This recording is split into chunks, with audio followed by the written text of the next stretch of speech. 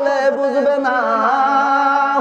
কিছুদিন পরে ওই সাহাবী আবার আসলেন গো, এসে বলতেছে ইয়া রাসূলুল্লাহ, নবী গো, নবী গো, নবী গো, কিছুদিন আগে আপনার দরবারে এসেছিলাম, আপনাকে খুঁজে পাইলাম না, কিন্তু আমার দিনী ভাই আলী আমাকে এমন একটা কথা বলেছে, আমার মনের মধ্যে কষ্ট জন্ম দিয়েছে।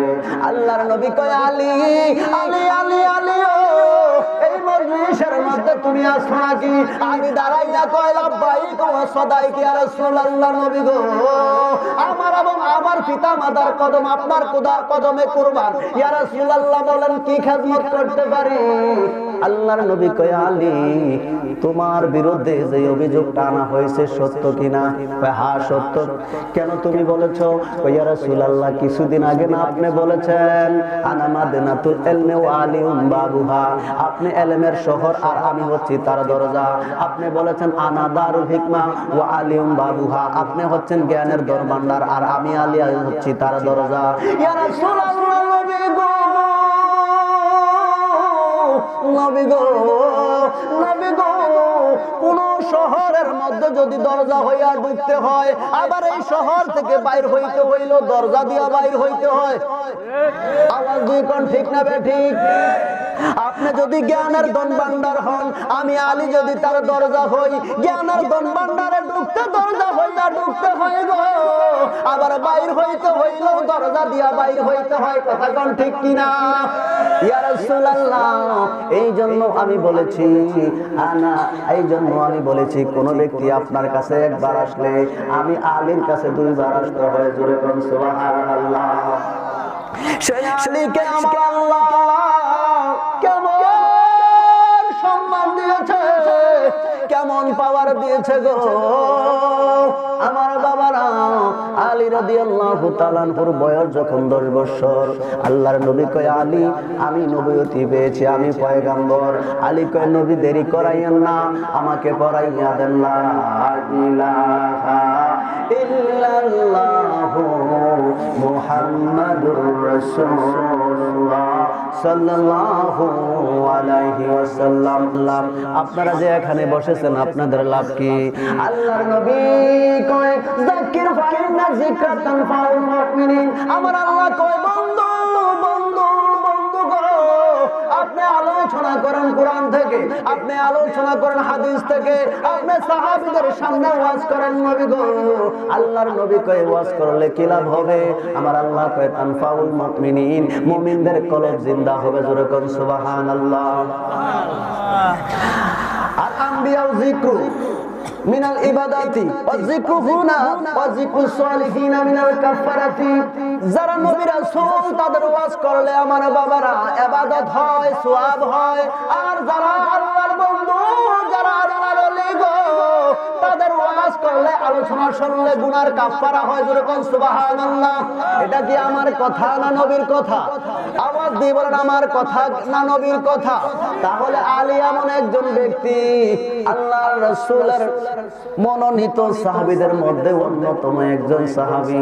আমার বাবারা আলী তো এমন একজন ব্যক্তি গো, যিনি যে লাঠিটা ব্যবহার করতেন ওই লাঠিটার ওজন হচ্ছে 40 মণ। জোরে কোন সুবহানাল্লাহ।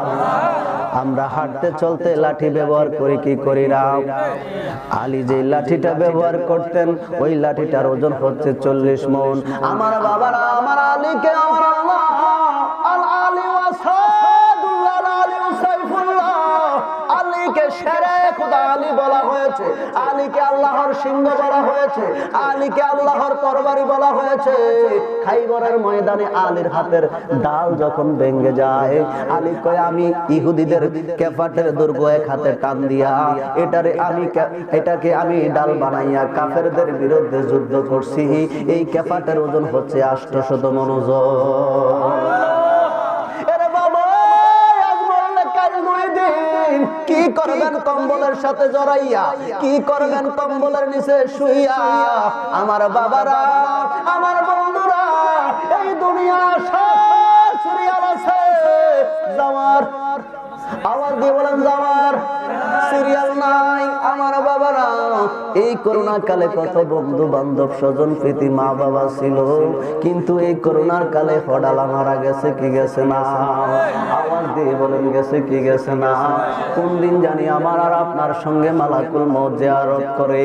আমার বাবারা, আলী রাদিয়াল্লাহু তাআলা যখন উপযুক্ত হয়ে গেলেন, আল্লাহর নবীর কন্যা সাইয়্যিদাতুন নিসা হযরত ফাতেমা রাদিয়াল্লাহু তাআলা আনহা উপযুক্ত হয়েছেন।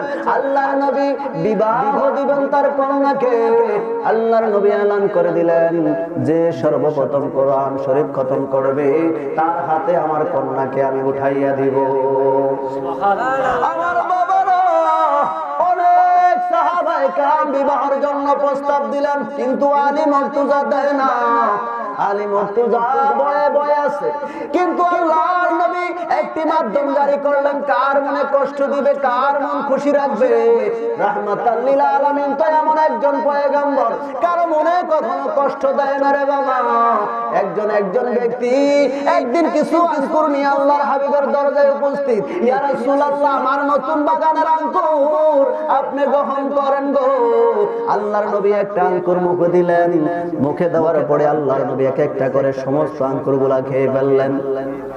সাহাবায়ে কেরাম জিজ্ঞাসা করলেন, নবী গো, নবী গো, নবী গো, কোন সাহাবায়ে কেরাম কোন হাদিয়া নিয়ে আসলে আপনি আমাদের সাহাবীদের মধ্যে বন্টন করতেন।